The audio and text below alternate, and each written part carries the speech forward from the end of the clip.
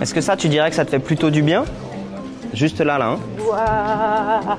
Vers l'avant, vers l'arrière, ça te fait du bien? Oui. Ok.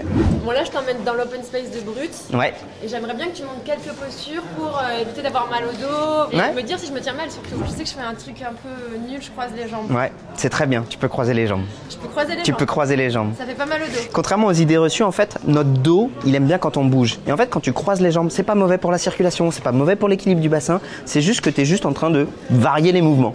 Et j'imagine que du coup je suis un peu courbée. Ouais. Je suis un peu comme ça. Et ça, contrairement aussi aux idées reçues, c'est très bon pour le dos de se tenir courbé. En fait, essaie de te tenir bien pendant longtemps.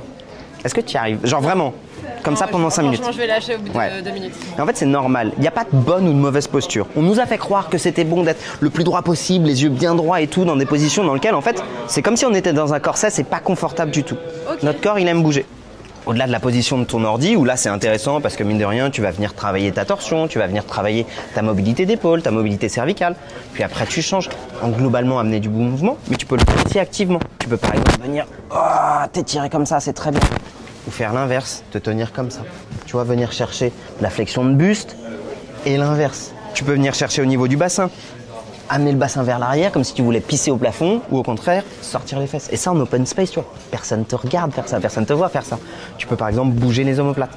Ça c'est vraiment quand tu n'as pas d'autre possibilité que d'être le cul sur une chaise en permanence. La barre comme ça, comment je peux faire là si je suis sur ma chaise pour un peu soulager Je te montre. douleur? Allez.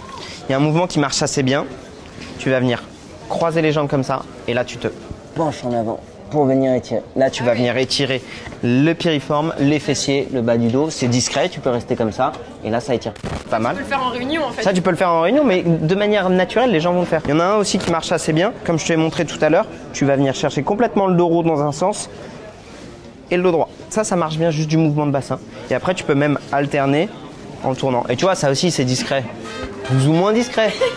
Ton corps, il est capable de bouger et il doit bouger. Donc évidemment, dans la limite du confort, si jamais c'est vraiment inconfortable pour toi, bah, tu vas pas y passer 10 plombes. Mais globalement, s'il y a une position qui est pas bonne pour toi, ton corps va t'envoyer un message douloureux et tu changes. Il faut garder en tête que 95% des maux de dos, 95% des maux de dos évoluent favorablement sous 6 semaines. Et si jamais c'est pas le cas, évidemment, allez consulter, mais le mouvement sera une bonne solution. Tu vas prendre l'écharpe et tu vas la mettre juste au niveau du haut du dos et pousser l'écharpe devant toi. Comme ça, donc là je tire fort. Très bien, et tu amènes la tête en arrière. Est-ce que ça, tu dirais que ça te fait plutôt du bien? Ça a l'air de détendre un petit peu, ouais. Non, en fait, l'idée, c'est pas tellement à moi de dire ce mouvement est bon, c'est plutôt je propose un mouvement à Rémi et si ça lui fait du bien, alors on va le continuer. Prête-moi ta chaise. Hop. On va venir chercher un autre truc plutôt thoracique. Tu mets les 2 mains là et là, ce que tu vas faire, c'est que tu vas amener le cul en arrière et monter ton menton au plafond. On va viser plus en thoracique. Tu vas amener les fesses en arrière et le menton vers l'avant. Comme ça. Vers le plafond, le menton. Ouais. Super. Tu reviens et tu me le fais une dizaine de fois. 5. Je sens même beaucoup plus que l'autre. Exactement. Ouais. 7. 8. 9. Et 10. Il a quoi comme douleur, Rémi? Rémi, il a plus une douleur un peu articulaire et en effet, ça lui fait du bien de venir chercher de l'ouverture thoracique. Essaie de hausser les épaules et redescendre. Ça te fait du bien? Ok. Celui-là, tu peux le faire 40 à 50 fois. Et notamment chez les gens qui subissent du stress régulièrement, on va pouvoir parfois le sentir au niveau des trapèzes, c'est assez normal.